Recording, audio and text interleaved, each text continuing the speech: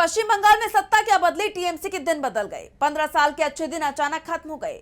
Party प्रमुख ममता बनर्जी को court से लेकर अपनी ही पार्टी के नेताओं तक एक के बाद एक बड़े झटके लग रहे हैं और अब एक बार फिर ममता बनर्जी के लिए बुरी खबर सामने आई है। एक तरफ उन्हें कलकत्ता हाईकोर्ट से बड़ा झटका लगा है तो वहीं दूसरी तरफ ममता के एक और करीबी ने पार्टी से किनारा कर लिया। लेकिन ममता के करीबी के पार्टी छोड़ने की टाइमिंग को लेकर सवाल उठने लगे हैं, जिससे बीजेपी बुरी तरह से घिर गई है।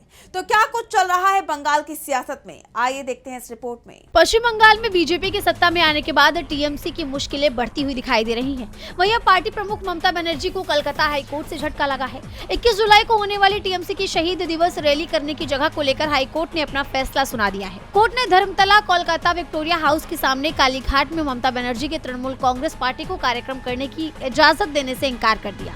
कोर्ट ने कहा कि वो 21 जुलाई का कार्यक्रम हाजरा में कर सकते हैं। दरअसल टीएमसी के बागी गुट और ममता बनर्जी की तरफ से एक ही जगह पर रैली करने की बात कही जा रही थी। हालांकि बागी गुट के नेता ऋतुव्रत बनर्जी ने अपने पैर पहले ही पीछे खींच लिए थे। ऐसे में यही माना जा रहा था कि फैसला ममता के पक्ष में आ सकता है, लेकिन ऐसा नहीं हुआ। इस बीच ममता बनर्जी को उनके करीबी से भी बड़ा झटका लगा है। ममता बनर्जी ने विधानसभा में मदन मित्रा को टीएमसी का चीफ व्हिप बनाया था, लेकिन वो अब पाला बदल चुके हैं। उन्होंने पार्टी के सभी पदों से इस्तीफा दे दिया है और ऋतुव्रत बनर्जी के नेतृत्व वाले टीएमसी गुट में शामिल हो गए हैं। हैरानी की बात यह है कि मदन मित्रा ने ममता बनर्जी का साथ उस वक्त छोड़ा जब महज एक दिन पहले ही ईडी की तरफ से नगर निगम भर्ती घोटाले के सिलसिले में मदन मित्रा के 2 बेटों और पत्नी को तलब किया गया था। ऐसे में आरोप लग रहे हैं कि जानबूझकर मदन मित्रा पर यह कार्रवाई की गई थी जिससे वो ममता का साथ छोड़ दे। इस बीच केंद्र में भी ममता बनर्जी को बड़ा झटका लगता दिखाई दिया है।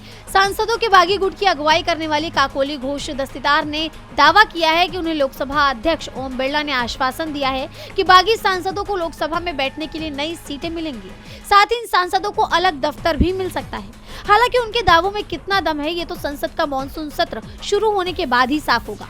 लेकिन एक बात तो साफ हो गई है कि ममता बनर्जी की पार्टी को साजिशन कमजोर किया जा रहा है।